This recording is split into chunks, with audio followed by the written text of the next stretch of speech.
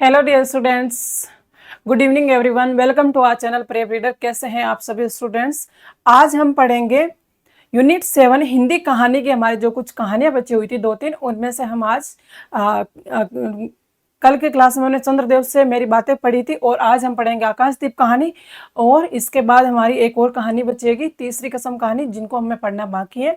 बाकी की उसके बाद हमारी यूनिट 7 कंप्लीट हो जाएगी। और बाकी कहानियां देखने के लिए आप हमारे यूट्यूब चैनल पर जाकर उसकी प्लेलिस्ट में जाना। प्लेलिस्ट में जाओगे तो यूनिट 7 की आपको अलग से प्लेलिस्ट बनी हुई दिख जाएगी। उस प्लेलिस्ट में सारे के सारे वीडियो एक साथ है। सारी कहानियां जितनी भी हमने करवाई है उसमें कुछ कुछ है कहानियों के आपको मॉक टेस्ट भी करवाए गए हैं, तो उनसे भी आप अपनी चीजें तैयार कर सकते हो। ठीक है, तो सबसे पहले जो स्टूडेंट सेशन में आ चुके हैं सेशन को लाइक कर दीजिए, प्लस सेशन को अपने सभी दोस्तों के साथ शेयर करके आ जाइए। जो भी टेलीग्राम वगैरह पे आपके ग्रुप्स हैं, व्हाट्सएप ग्रुप्स है, व्हाट्सएप स्टेटस हो गया, सारी जगह आप सेशन को शेयर कर दीजिए। और उसके बाद आपको क्लास कंटिन्यू करना है। क्लास अच्छी लगे तो क्लास होने के बाद कमेंट करके बताना है। प्लस जो भी नए स्टूडेंट्स हो, आप सभी के लिए, आप सभी से रिक्वेस्ट है कि आप चैनल को सब्सक्राइब किया करो। चीज़ें जो है वो आपके लिए अच्छे तरीके से लेकर आ रहे हैं, चीज़ें आपको समझ में आ रही है, आप हमारे चैनल पर आ रहे हो, आपका बहुत बहुत स्वागत है। लेकिन आप चैनल को सब्सक्राइब करके जरूर जाया करो, ताकि नेक्स्ट क्लासेज जो भी हमारी लाइव क्लासेज होती है वो सारा आपको टाइम से नोटिफिकेशन मिल जाए, टाइम से आप लाइव क्लास में जुड़ पाओ। और लाइव क्लास में जुड़ोगे तो आपके लिए चीज़ें लाइव कोई डाउट होगा आतो उसी टाइम उस डाउट को आपको क्लियर कर दिया जाएगा। तो सारी चीज़ें आपके लिए अच्छी रहेगी। सुविधा के अनुसार आप चीज़ें लाइव चैट में भी कर सकते हो। ठीक है, बाकी क्लासेज का टाइमिंग, 2 टाइमिंग है हमारा। एक 5 बजे क्लास, दूसरी 8:30 बजे क्लास होती है। 5 बजे वाली क्लास में हम यूनिट 3 पढ़ रहे हैं अभी, और 8:30 बजे वाली क्लास में वैसे हमारी यूनिट 10 चल रही है, लेकिन अभी 2-3 दिन हमारी जो रिकॉर्डेड क्लासेज चल रही है उसके हिसाब से यूनिट 7 को कंप्लीट कर लेते हैं। फिर वापस जैसे 29 तारीख से हम लाइव क्लासेज स्टार्ट करेंगे, तो उस समय आपको वापस यूनिट 10 जो मेरी तिब्बत यात्रा बीच में है उसी को स्टार्ट करेंगे, वहीं से अपनी चीज़ें सारी वापस करनी शुरू करेंगे। ठीक है, तो आज हम पढ़ेंगे आकाशदीप कहानी। और आप सभी को यूनिट वाइज पीवाईक्यू करवाते हुए चीजें मैंने समझाई थी कि कौन कौन सी कहानियां आपके लिए महत्वपूर्ण है, जहां से लगभग बार प्रश्न पूछे जाते हैं। तो उसमें हमारे सामने एक आकाशदीप कहानी भी आती है, जहां से हमें लगभग बार हर शिफ्ट में प्रश्न पूछे जाते हैं। तो आप सभी को इस कहानी को थोड़े अच्छे तरीके से पढ़ना है। बहुत ज्यादा बर्डन नहीं लेंगे, कोशिश करेंगे जितना आज पढ़ पाएंगे उतना आज पढ़ेंगे, बाकी बच भी जाएगा तो नेक्स्ट क्लास में कर लेंगे। लेकिन एक साथ जल्दबाजी करके समाप्त करने वाली चीजें हमारे साथ नहीं है। ठीक है, बढ़े फिर। देखो, कहानियों में चीजें क्या क्या ध्यान रखनी होती है, क्या चीजें आपको पढ़नी होती है, ये सारी चीजें मैं बार बार बता चुकी। फिर भी कोई नया स्टूडेंट्स हो तो वो थोड़ी सी गौर से चीजें ध्यान में रखना। जो हाईलाइट की हुई चीजें होती है वो आपके लिए सबसे ज्यादा जरूरी होती है। घटनाएं क्या चल रही होती है वो जरूरी होती है। किस पात्र के कौन कौन से कथन आ रहे हैं, किन के बीच में क्या संवाद चल रहा है, उनका क्रम क्या है, पात्रों के कौन से पात्र पहला कथन किसका है, किस पात्र का कथन है, या फिर कुछ मुख्य मुख्य कथन है, उनका क्रम भी आपको ध्यान रखना जरूरी हो जाता है। ठीक है, आगे देखो। अब देखो, कहानी स्टार्ट करते हैं हमारी जयशंकर प्रसाद द्वारा रचित आकाशदीप कहानी। आज हम क्या पढ़ रहे हैं? आकाशदीप। ठीक है, जयशंकर प्रसाद की कहानी होगी आकाशदीप। ये 1929 में लिखी गई। इसमें प्रेम, कर्तव्य और द्वंद्व की एक मनोवैज्ञानिक कहानी है। और यहाँ से आपको कथन के रूप में ऑलमोस्ट बहुत सारे एग्जाम्स में पूछे जाते हैं। अगर हम अभी यूपीएससी असिस्टेंट प्रोफेसर वाले पेपर की भी बात करें, जो अभी 4-5 दिन पहले हुआ, उसमें भी आपसे इसमें से प्रश्न पूछा गया है। हमारे यूजीसी नेट में भी यहाँ से प्रश्न पूछे जाते हैं। तो आपको चीजें थोड़ी सी विषय वस्तु पर भी ज्यादा फोकस करना है। यूनिट 7 में जितनी कहानियां हैं उन सभी कहानियों को आपको मुख्य विषय वस्तु के मुख्य मुख्य पॉइंट्स याद रहने चाहिए कि अच्छा इससे संबंधित इस कहानी में ये चीजें बताई गई हैं, तो मेरे सामने अगर वो पॉइंट आ जाता है तो वो बिल्कुल करेक्ट माना जाएगा। इसमें नायिका चंपा, यानी कि मुख्य पात्र नायिका के रूप में कौन आती है? चंपा आती है। और नायक का क्या नाम है? बुधगुप्त।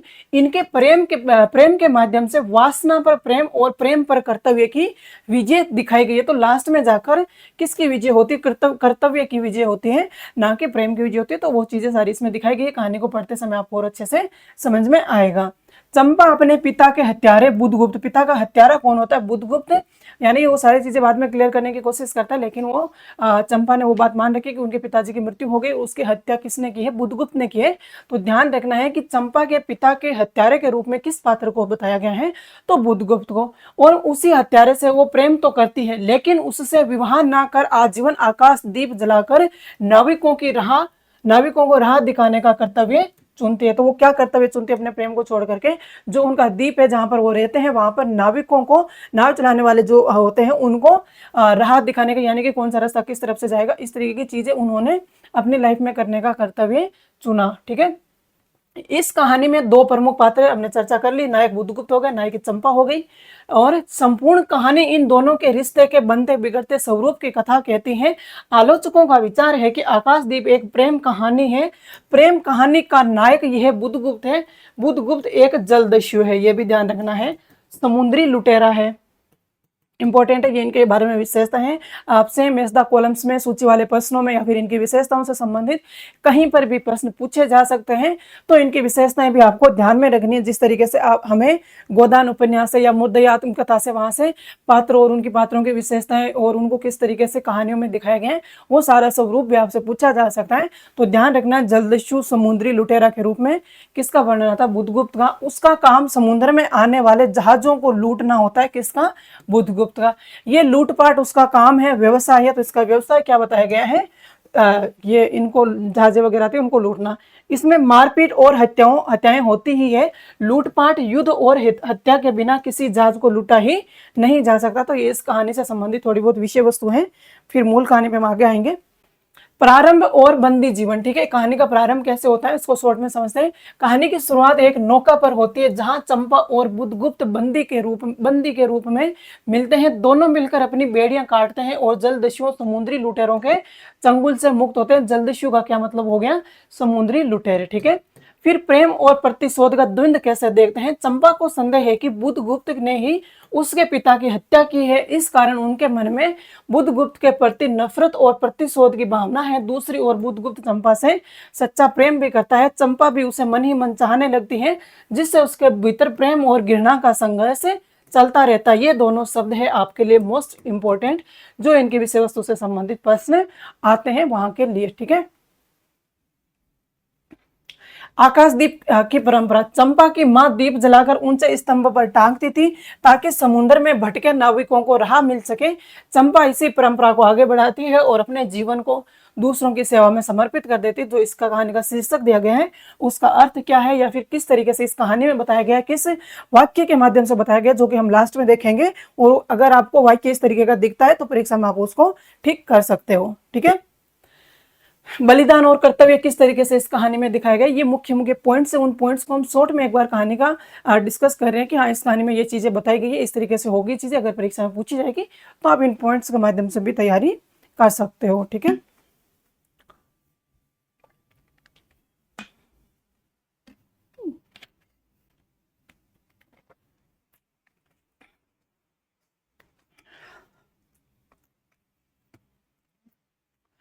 आगे देखो। बुद्धगुप्त चंपा को अपने साथ ले जाना चाहता है और उसे रानी बनाना चाहता है, लेकिन चंपा अपने कर्तव्य और पिता की याद में वहीं रुकने का फैसला करती है। वह बुद्धगुप्त को विदा कर देती है और जीवन भर अकेले रहकर समुद्र के किनारे आकाशदीप जलाती रहती है ताकि दूसरों के मार्ग प्रशस्त हो सके। ये सारी चीजें वही घूम फिर कर आएगी, क्योंकि अभी हम इसकी शॉर्ट में चीजें पढ़ रहे हैं। चंपा कहानी की नायिका जो साहसी है और अपने आदर्शों के लिए प्रेम का त्याग कर देती है। तो आदर्शों के लिए प्रेम का त्याग करने वाली पात्र किस कहानी में या फिर किस कहानी से संबंधित है, तो ध्यान रखना आकाशदीप कहानी की पात्र चंपा। ठीक है, वहां पर अगर मान लो आपके सामने पात्र का नाम भी नहीं हो, कहानी का नाम भी नहीं हो, तो वहां चीजें थोड़ी सी सोच समझ के ठीक करनी। इसीलिए ये बार बार विषय वस्तु पर इस तरीके के शब्दों पर जोर दे रही हूं कि कहानियां आपके पाठ्यक्रम में 21 कहानियां लगी हुई है, जिसमें से आपको कोई भी एक समान कहानी मिल सकती है। एक समान माने कि उसकी विषय वस्तु उसी तरीके की हो सकती है।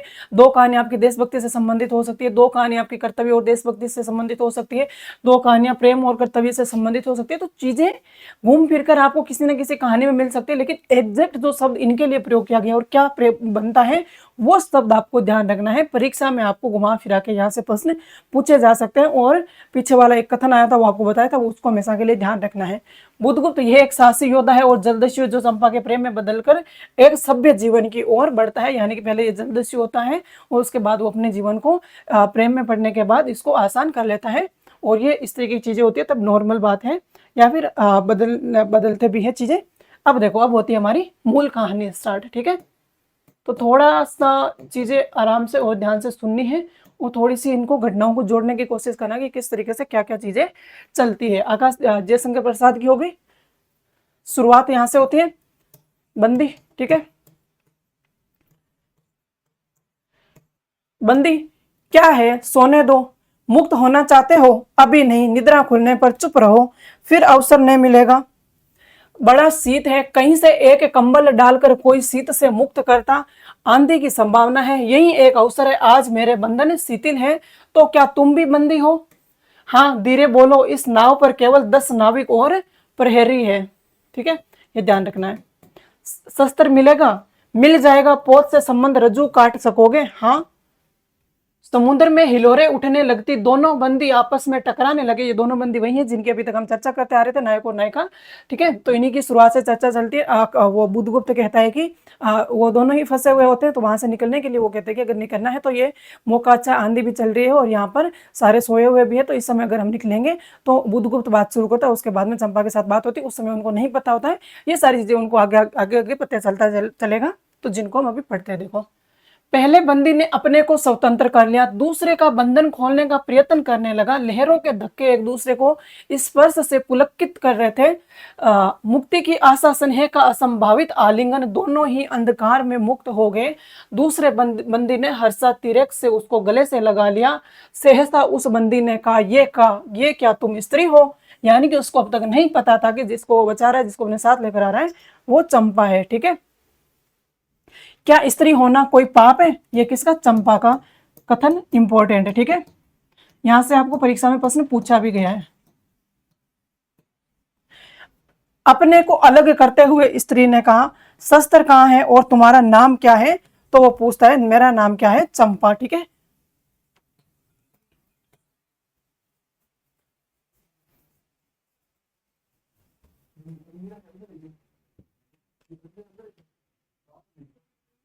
आगे देखो, तारक खचित नील अंबर और समुद्र के अवकाश में पवन उदम मचा रहा था। अंधकार से मिलकर पवन दुष्ट हो रहा था। समुद्र में आंदोलन था, नौका लहरों में विकल थी। स्त्री सतर्कता से लुढ़कने लगी। एक मतवाले नाविक के शरीर से टकराती हुई सावधानी से उसकी कृपाण निकालकर फिर लुढ़कते हुए बंदी के समीप पहुंच गई। सहसा पोत से पथ प्रदर्शक ने चिल्लाकर कहा, आंधी, ठीक है। आपत्ति सूचक तूर्य बजने लगे, सब सावधान होने लगे। बंदी युवक उसी तरह पड़ा रहा। किसी ने रस्सी पकड़ी, कोई पाल खोल रहा था, पर युवक बंदी ढुलक कर उस रज्जू के पास पहुंचा जो पोत से संलग्न थी। तारे ढक गए, तरंगे उद्वेलित हुई, समुद्र गरजने लगा। भीषण आंधी पिशाचनी के समान नाव को अपने हाथों में लेकर कंदुक क्रीड़ा और अट्टहास करने लगी, ठीक है। तो यहाँ पे वो जब वहां से निकल करके जाते हैं और उसके समय नाव के, क्योंकि आंधी का एक तो मौसम बहुत खराब हो रहता है, प्रकृति वर्णन जहाँ पे जिस तरीके से करते हैं, आंधी वांधी चल रही होती है, और उस समय नाव में से अपना रास्ता तय करना, वहां से निकलना, उस समय जो जो चीजें उनके साथ होती है, जो चीजें सामने आती है, उन्हीं का यहाँ पर वर्णन किया गया है। एक झटके के साथ ही नाव स्वतंत्र थी। उस संकट में भी दोनों बंदी खिलखिलाकर हंस पड़े। आंधी के हाहाकार में उसे कोई ना सुन सका। अनंत जल निधि में उषा का मधुर आलोक फूट उठा। सुनहली किरणों और लहरों की कोमल सृष्टि मुस्कुराने लगी। सागर शांत था, नाविकों ने देखा पोत का पता नहीं, बंदी मुक्त है, ठीक है। फिर जब सारी चीजें पता चलती है वहां पे, जब जहाँ पे ये बंदी थे, तो उन नाविकों को पता चलता है कि यहाँ पर अभी कोई नहीं है, केवल बंदी मुक्त है, जो भी बंद कर रखा था वो भी मुक्त हो चुके हैं। यहाँ से इस मौसम को देखकर वो जाने लगे। नायक ने कहा, बुद्धगुप्त तुमको मुक्त किसने किया? कृपाण दिखाकर बुद्धगुप्त ने कहा, इसने।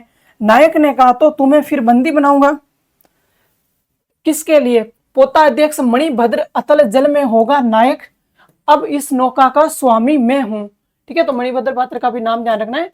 तुम जलदस्यु बुद्धगुप्त कदापि नहीं, चौंक कर नायक ने कहा और अपना कृपाण टटोलने लगा। चंपा ने इसके पहले उस पर अधिकार कर लिया था। वे क्रोध से उछल पड़ा। तो तुम द्वंद्व युद्ध के लिए प्रस्तुत हो जाओ, जो विजय होगा वे स्वामी होगा। इतना कहकर बुद्धगुप्त ने कृपाण देने का संकेत किया। चंपा ने कृपाण नायक के हाथ में दे दिया। अब नायक और बुद्धगुप्त के बीच में इस तरीके से चीजें चल रही कि चलो तुम युद्ध के लिए तैयार हो जाओ कि कौन जीतेगा। वो जो जीतेगा वही जलदस्यु बनेगा, ठीक है। कहाँ गए वो? नौका का स्वामी जो बनेगा वो कौन बनेगा? जो हम दोनों अगर अभी चीजें करेंगे, द्वंद्व युद्ध करेंगे, उसमें से जो जीतेगा वही क्या बन जाएगा? नौका का स्वामी बन जाएगा। भीषण घात प्रतिघात आरंभ हुआ। दोनों कुशल, दोनों त्वरित गति वाले थे। बड़ी निपुणता से बुधगुप्त ने अपना कृपाण दांतों से पकड़कर अपने दोनों हाथ स्वतंत्र कर लिए। चंपा बे और विस्मय से देखने लगी। नाविक प्रश्न हो गए, परंतु बुधगुप्त ने लागू से नायक का कृपाण वाला हाथ पकड़ लिया और विकट हुंकार से दूसरा हाथ कटी में डाल उसे गिरा दिया। दूसरे ही क्षण प्रभात की किरणों में बुधगुप्त का विजय कृपाण उसके हाथों में चमक उठा। नायक की कातर आंखें प्राण भिक्षा मांगने लगी। ठीक है, यानी कि दोनों के युद्ध में क्या हुआ, नायक की हो गई हार और वो अपनी प्राणों की भिक्षा मांगने लग गया। किससे? बुधगुप्त से। तो कुल मिलाकर यहाँ पे बुधगुप्त की विजय हो जाता है।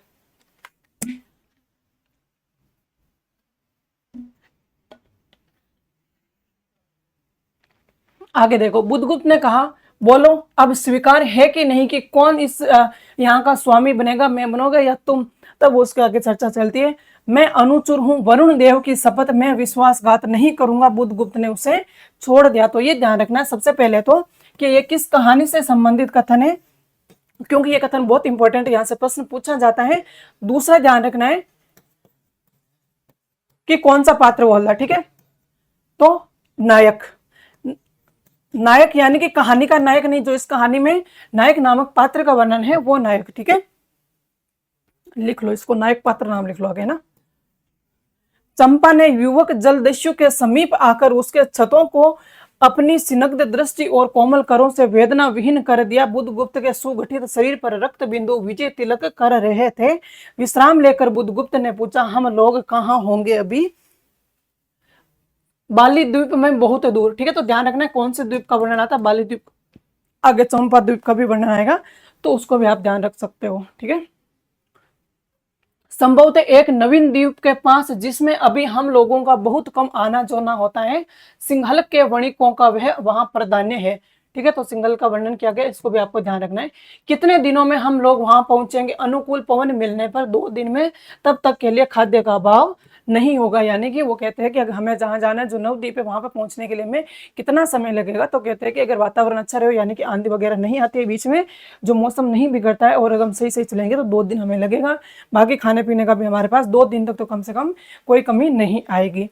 सहसा नायक ने नाविकों को डांड लगाने की आज्ञा दी और स्वयं पतवार पकड़कर बैठ गया। बुधगुप्त के पूछने पर उसने कहा, यहाँ एक जलमग्न शैलखंड है, सावधान न रहने से नाव टकराने का भय है। ठीक है, तुम्हें इन लोगों ने बंदी क्यों बनाया?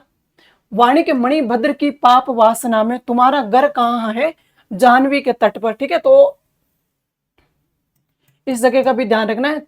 चंपा नगरी की एक क्षत्रिय बालिका हूं, तो यहाँ पे किसका घर है? जाह्नवी के तट पर चंपा का। ठीक है, और चंपा नगरी भी होती है, उसी के एक क्षत्रिय बालिका है। कौन है? चंपा।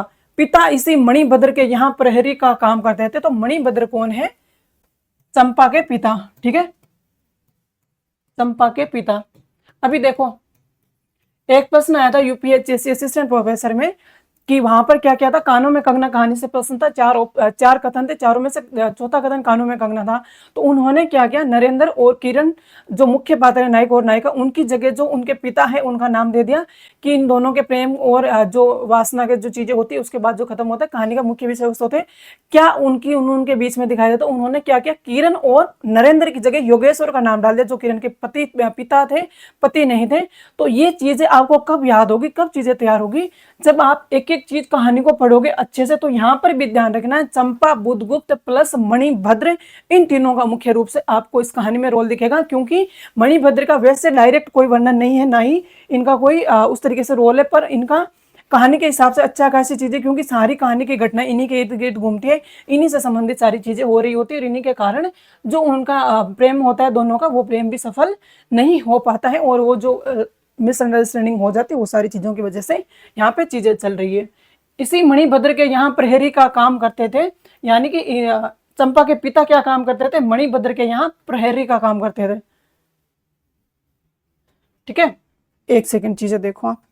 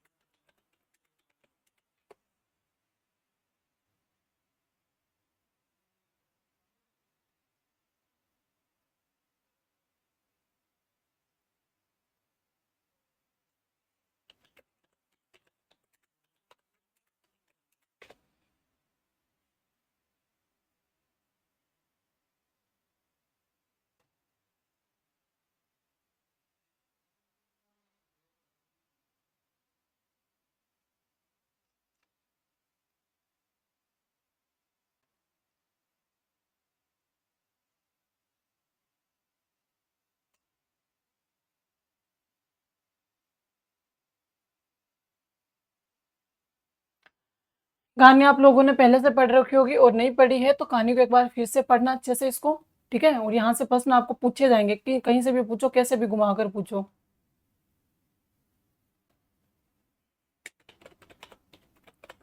एक सेकंड का टाइम दे दो बस मेरे को, एक बार हम क्लियर करते।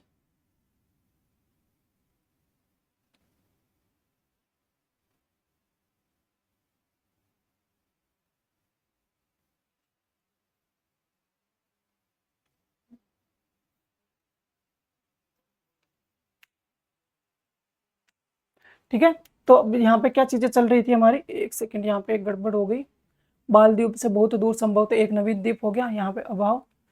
और मणिभद्र, सॉरी ये चंपा के पिता नहीं है, चंपा के पिता का यहाँ पे कोई नाम नहीं आता है। ये कौन है, जिन्होंने इनके पिता को, इनके यहाँ पिता काम करते थे, एक इस कहानी में खलनायक के रूप में जो काम करते हैं वो कौन है हमारे सामने, मणिभद्र होते हैं। ठीक है, माता का देहावसान हो जाने पर मैं भी पिता के साथ नाव पर ही रहने लगी। 8 बरस से समुद्र ही मेरा घर है, यानी कि समुद्र में चंपा जो है वो कितने बरस से रहती है, 8 वर्ष से रहती। तो ये 8 साल भी आपको ध्यान में रखना है। तुम्हारे आक्रमण के समय मेरे पिता ने ही 7 दस्युओं को मारकर जल समाधि ली थी। कितने दस्युओं को मारे थे, उनको मार करके इनके पिता ने फिर क्या ली थी, जल में समाधि ली थी। ठीक है, 1 मास हुआ मैं इस नील नभ के नीचे नील जल निधि के ऊपर एक भयानक अनंतता में निस्सहाय हूँ, अनाथ हूँ। ठीक है, अब यहाँ से यहाँ कथन ध्यान रखना है कि किसके संबंध में है, तो चंपा के संबंध में। ठीक है, किसके संबंध में कथन, तो चंपा के। ठीक है, मणिभद्र ने मुझसे एक दिन घृणित प्रस्ताव किया, मैंने उसे गालियां सुनाई, उसी दिन से बंदी बना दी गई। चंपा रोष से जल गई, यानी कि मणिभद्र के यहाँ इनके पिता काम करते थे और उसी व्यक्ति ने इसके पिता की मृत्यु होने के बाद इससे अलग कुछ घृणित प्रस्ताव रखते हैं, जिसके कारण जिसके लिए वो मना कर देती है चंपा, और उसके बाद वो क्या होता है, उसको बंदी बना लेता है। ठीक है, मैं भी ताम्र लिपि का एक क्षत्रिय हूं चंपा, परंतु दुर्भाग्य से जलदस्यु बनकर जीवन बिताता हूं। अब तुम क्या करोगी, यह है यहां से यहां तक का इंपॉर्टेंट। ठीक है, कौन है, बुद्धगुप्त। ओके, इनसे संबंधित ये कथन बहुत इंपॉर्टेंट है, इसको आपको ध्यान रखना है। आगे देखो, मैं अपने अदृष्ट को अनिर्दिष्ट ही रहने दूंगी, वह जहां ले जाए। चंपा की आंखें निश्चय निस्सीम प्रदेश में निरुद्देश्य थी, किसी आकांक्षा के लाल डोरे ने थे, धवल अपांगों में बालकों के सदृश विश्वास था। हत्या व्यवसाय दस्यु भी उसे देख कर कांप गया, उसके मन में एक संभ्रम पूर्ण श्रद्धा यौवन की पहली लहरी की जगाने लगी। समुद्र वृक्ष पर विलंब में राग रंजित संध्या थिरकने लगी। चंपा के असंयत कुंतल उसकी पीठ पर बिखरे थे। दुर्दांत दस्यु ने देखा अपनी महिमा में अलौकिक एक तारुण बालिका, वह विस्मय से अपने हृदय को टंटोलने लगा। उसे एक नई वस्तु का पता चला, वह थी कोमलता। तो कोमलता शब्द का प्रयोग किसके लिए प्रयोग हुआ है, बुद्धगुप्त के माध्यम से चंपा के लिए। ठीक है, तो ये सारा जो भी वर्णन है वो चंपा के लिए बोले गए शब्द हैं, उन्हीं का उसी का वर्णन किया गया है। उसी समय नायक ने कहा, हम लोग द्वीप के पास पहुंच गए हैं। बेला से नाव टकराई। ठीक है, चंपा निर्भीकता से कूद पड़ी, मांझी भी उतरे। बुद्धगुप्त ने कहा, जब इसका कोई नाम नहीं तो हम लोग इसे चंपा द्वीप कहेंगे। ठीक है, तो बेला पे जब पहुंचते हैं ये लोग, इनकी नाव पहुंचते तो वहां पे उस द्वीप पे जहां पे चंपा रहती है उसका कोई नाम नहीं है, तो उसको चंपा नाम कौन देता है, चंपा द्वीप, तो ये ध्यान रखना है, बुद्धगुप्त देता है ये नाम। ठीक है, ये नाम देता है, क्या नाम देता है उसको भी आपको एग्जैक्ट ध्यान रखना है। चंपा हंस पड़ी। 5 बरस बाद शरद के धवल नक्षत्र नील गगन में झलमला रहे थे। चंद्र की उज्जवल विजय पर अंतरिक्ष में शरद लक्ष्मी ने आशीर्वाद के फूलों और खिलों को बिखेर दिया है। तो ये प्रकृति वर्णन है, इसका भी आपको थोड़ा सा अच्छे से ध्यान रखना है कि किस कहानी से संबंधित कथन है। चंपा के एक उच्च शोध पर बैठी हुई तारुणी चंपा दीपक जला रही थी। बड़े यत्न से अब्रूरक की मंजूषा में दीप धर कर उसने अपनी सुकुमार उंगलियों से डोरी खींची। वे दीपाधार ऊपर चढ़ने लगा। भोली भोली आंखें उसे ऊपर चढ़ते हर्ष से देख रही थी। डोरी धीरे धीरे खींची गई। चंपा की कामना थी कि उसका आकाश दीप नक्षत्रों से हिलमिल जाए, किंतु वैसा होना असंभव था। उसने आशा भरी आंखें फिरा ली। ठीक है, सामने जल राशि का रजत श्रृंगार था। वरुण बालिकाओं के लिए लहरों से हीरे और नीलम कि किरणा सेल मालाएं बन रही थी और वे मायावयनी छलनाएं अपनी हंसी का कलनाद छोड़कर छिप जाती थी। दूर दूर से दिवरों का वंशी झनकार उनके संगीत सा मुखरित होता था। चंपा ने देखा कि तरल संकुल जलराशि में उसके कंदिल का प्रतिबिंब अस्त व्यस्त था। वे अपनी पूर्णता के लिए सैकड़ों चक्कर काटता था। वे अनमनी होकर उठ खड़ी हुई, किसी को पास न देखकर पुकारा जया। ठीक है, तो ये भी हमारे सामने एक मुख्य पात्र के रूप में आएगी, जिसके बारे में थोड़ा सा वर्णन आता है। इसको भी आप ध्यान रखना है कि कौन से पात्र की कौन सी कहानी की पात्र है। ठीक है, एक श्यामा युवती सामने आकर खड़ी हुई, वह जंगली थी। तो जंगली कौन सी पात्र या किसका वर्णन आया गया है, तो जया के बारे में इसको आपको ध्यान रखना है। नील नभो मंडल से मुख में शुद्ध नक्षत्रों की पंक्ति के समान उसके दांत हंसते ही रहते। तो ये किसको उपमा दी गई है, इसको भी आपको ध्यान रखना है, इंपॉर्टेंट हो जाता है आपके लिए। सारे जितने भी पात्रों का वर्णन है, उन पात्रों के बारे में क्या विशेषताएं बताई गई कि वो किस तरीके से दिखते रहते हैं, उनका व्यक्तित्व या फिर उनका जो भी वो दिखने में कैसे, उनको आंखें कैसी है, किसी की आंखों से वर्णन किया, किसी का फेस का, किसी का कुछ, तो उस तरीके से भी आपको ध्यान में रखनी है चीजें। यहाँ से आपको प्रश्न पूछे जा सकते हैं। वे चंपा को रानी कहती। चंपा को रानी कौन कहती थी, इसको भी आपको ध्यान रखना है, जया। ठीक है, बुधगुप्त की आज्ञा थी। महानाविक कब तक आएंगे, बाहर पूछो, तो चंपा ने कहा। जया चली गई। महानाविक की पात्र का भी वर्णन आता है, इसको भी देख लेना। दुरागत पवन चंपा के अंचल में विश्राम लेना चाहता था। उसके हृदय में गुदगुदी हो रही थी, आस ना जाने क्यों वह बेसुध थी। एक दीर्घकाय दृढ़ पुरुष ने उसकी पीठ पर हाथ रख चमत्कृत कर दिया। उसने फिर कर कहा, बुधगुप्त बावली हो क्या, यहाँ बैठी हुई अभी तक दीप जला रही हो, तुम्हें ये काम करना है। चिर निधि शाही अनंत की प्रसन्नता के लिए क्या दासियों से आकाश दीप जलवाऊं। हंसी आती है। तुम किसको दीप जलाकर पथ दिखलाना चाहती हो, उसको जिसको तुमने भगवान मान लिया है। हाँ, वे भी कभी भटकते हैं, भूलते हैं, नहीं तो बुधगुप्त को इतना ऐश्वर्य क्यों देते। ठीक है, आगे देखो। तो बुरा क्या हुआ, इस द्वीप की अधीश्वरी चंपा रानी, मुझे इस बंदी गृह से मुक्त करो। अब तो बाली, जावा और सुमात्रा का वाणिज्य केवल तुम्हारा ही अधिकार में है महानाविक, परंतु मुझे उन दिनों की स्मृति सुहावनी लगती है जब तुम्हारे पास एक ही नाव थी और चंपा के उपकूल में पणिये लाद कर हम लोग सुखी जीवन बिताते थे। इस जल के अगणित बाहर हम लोगों की तरी आलोक में, प्रभात में तारिकाओं की मधुर ज्योति में थिरकती थी। बुधगुप्त, उस विजन अनंत में जब मांझी सो जाते थे, दीपक बुझ जाते थे, हम तुम परिश्रम से थककर पालों में शरीर लपेट कर एक दूसरे का मुंह क्यों देखते थे, वे नक्षत्रों की मधुर छाया। तो चंपा, अब उससे भी अच्छे ढंग से हम लोग विचर सकते हैं। तुम मेरी प्राणदानी हो, मेरा सर्वस्व हो। तो ये कथन चंपा के बारे में कौन बोलता है, आकाशदीप बोलता है। और ये यहाँ पर कुछ पुरानी चीजें करते कि इस तरीके उनकी बात करते हैं कि किस तरीके से उनका जीवन व्यतीत होता था, कैसा उनका माहौल था, और अब क्या चीजें होगी जब उनके पिता की मृत्यु हो चुकी है। नहीं नहीं, तुमने दस्युवृत्ति छोड़ दी, परंतु हृदय वैसा ही अकरुण, सतृष्ण और ज्वलनशील है। यानी कि ये कहते हैं कि तुम भले ही अच्छा बनने की कोशिश करो या फिर तुम मुझे अपने प्रेम के लिए अपने आप को बदलने की कोशिश करो, लेकिन जो तुम्हारा हृदय है वो वैसा का वैसा है, जिसमें कोई करुणा नहीं है, वो की वही तृष्णा है, वही का वही ज्वलनशील है। तो मैं भरोसा नहीं कर सकती। तुम भगवान के नाम पर हंसी उड़ाते हो, मेरे आकाशदीप पर व्यंग्य कर रहे हो। नाविक, उस प्रचंड आंधी में प्रकाश की एक एक किरण के लिए हम लोग कितने व्याकुल थे। मुझे स्मरण है जब मैं छोटी थी, मेरे पिता नौकरी पर समुद्र में जाते थे। मेरी माता मिट्टी का दीपक बांस की पिटारी में भागीरथी के तट पर बांस के साथ ऊंचे टांग देती थी। उस समय वे प्रार्थना करती कि भगवान मेरे पथ भ्रष्ट नाविक को अंधकार में ठीक पथ पर लेकर चलना। यानी कि पथ भ्रष्ट का क्या मतलब है, पथ भ्रष्ट नाविक कौन है, किसके लिए बोला, उन्होंने अपने पति के बारे में, यानी कि चंपा के पिता के बारे में। ठीक है, चंपा के पिता के बारे में उनकी माँ बोलती है, या फिर उनके लिए दुआ करती है। वही चीज होती है ना, घर से कोई बाहर होता है या लेट वगैरह आते हैं तो उसके लिए वो पत्नियां घर में माँ वगैरह होती है, वो सारी उनके लिए दुआएं करती रहती है कि चलो सही सलामत से हमारा पति या बेटे जो भी है वो टाइम से, समय से घर पे पहुंच जाए अच्छे से। तो उनके लिए प्रार्थना करती है। और ये ध्यान रखना है, भागीरथी तट का वर्णन आता है, ये भी आपके लिए इंपॉर्टेंट हो जाता है।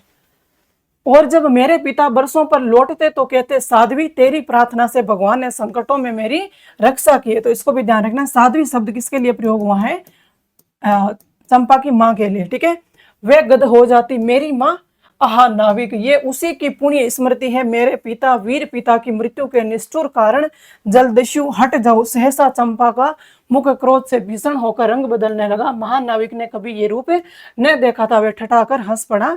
यानी कि चंपा जब अपने पुराने अतीत को याद करती है, अपने पिता की मृत्यु को याद करती है, तो उसको क्रोध आना स्टार्ट हो जाता है कि जिस व्यक्ति के कारण मेरे पिता की मृत्यु हुई है, जिसने जो मेरे पिता का हत्यारा आज वही मेरे सामने खड़ा है और मैं उससे इस तरीके से प्रेम से बात नहीं कर सकती, तो उस कारण से उसका क्रोध उत्पन्न होता है। बाकी सारी चीज़ें हैं, और आज हम पूरी कहानी नहीं करेंगे, थोड़ी बड़ी चलेगी, तो इसका हम पार्ट 2 करेंगे, जिसमें हम इनको और अच्छे से पढ़ लेंगे। जितना भी बचा है, आधे घंटे की और क्लास होगी, जिसमें ये क्लास हमारी समाप्त हो जाएगी। ठीक है, तो धन्यवाद आप सभी का क्लास में जुड़े रहने के लिए, क्लास को अच्छे से देखने के लिए, समझने के लिए। सबसे पहले क्लास को लाइक कर देना है, और जो भी नए स्टूडेंट्स आते हो चैनल को सब्सक्राइब करके जाना, और क्लास को जितना हो उतना शेयर कीजिए। आपके लिए यूनिट 7 की कहानियों के अलावा भी हमारे यूट्यूब चैनल पर बहुत सारी चीज़ें काम की हैं, जिसमें हमने सुगल सीरीज करी है, जिसमें 500 प्लस प्रश्न हमने कंप्लीट करे हैं। उस सीरीज को भी आप अच्छे से देख सकते हो। प्लस उसके अलावा आपके लिए PYQ की सीरीज भी चलाई गई, जिसमें यूनिट 1 से यूनिट 10 तक तो यूनिट वाइज करवाई गई, उसको भी आप देख सकते हो। दिसंबर 2024 वाला पूरे 100 के 100 प्रश्न हमने उसमें एनालिसिस किया है कि किस तरीके से प्रश्न आए थे, आपको आगे कैसे तैयार करना है, किस यूनिट में से कितने प्रश्न आए थे, प्लस किस यूनिट में से कौन कौन सी रचना आपके लिए महत्वपूर्ण है, वो सारी चीज़ें आपको उस क्लास में अच्छे से समझाई थी। तो कोशिश करना कि उन जो दिसंबर 2025 वाला है, उस पेपर को आप परीक्षा से पहले 2-4 बार देखो, ताकि चीज़ें समझ में आएगी, और इस तरीके से अपना विश्लेषण भी करो कि मैं जो पढ़ रहा हूँ क्या चीजें मेरी उसी दिशा में है जिस दिशा में मेरा रिसेंट वाला पेपर आया है और PYQ बाकी के आए हुए हैं। तो वो सारी चीजें, इसके अलावा हमारी यूनिट 3 भी स्टार्ट हो चुके हैं। आप यूनिट 3 की भी क्लासेस देख सकते हो, जिसमें अभी हमारी भारतीय काव्य शास्त्र की क्लासेस चल रही है। फिर हम वापस आगे आएंगे पाश्चात्य काव्य शास्त्र पर। बाकी हमारे MCQ की PYQ की क्लासेज आपको मिलती रहती है, तो आप सारी क्लासेस देख लीजिएगा टाइम से। पेपर आपके बहुत नज़दीक है, कभी भी आपके फॉर्म आउट हो सकते हैं, तो एप्लीकेशन फॉर्म जैसे आउट होंगे आपको सूचना दे दी जाएगी। उसके लिए आप सब स्टूडेंट्स टेलीग्राम चैनल ज्वाइन कर लो, यहाँ पर आपको सारे PDFs मिल जाएंगे। कुछ भी ऐसे कोई और अपडेट्स आती है, कोई PDFs होते हैं, वो सारी चीज़ें आपको यहाँ पे मिल जाएगी। और प्रेप रीडर इंस्टाग्राम चैनल को भी इंस्टाग्राम को भी फॉलो कर सकते हो। प्लस ये कॉन्टैक्ट नंबर है, यहाँ पे आप व्हाट्सअप कर सकते हो किसी भी तरीके की आपको कोई और समस्या आती है तो उससे संबंधित। ठीक है, कोई टेलीग्राम नहीं मिलता है तो आप नंबर पे कांटेक्ट कर लीजिए। क्लास के नीचे जो कमेंट बॉक्स होता है वहाँ पर भी आप मैसेज डाल सकते हो, वहाँ पर भी आपको लिंक शेयर कर दिया जाएगा। बाकी डिस्क्रिप्शन बॉक्स में भी लिंक रहता है, तो कहीं से भी आप जुड़ सकते हो, लेकिन टेलीग्राम से जुड़ जाइएगा ताकि वहाँ से आपको सारे PDFs अवेलेबल हो जाए। ठीक है, चलो मिलते हैं नेक्स्ट क्लास में। धन्यवाद आप सभी का।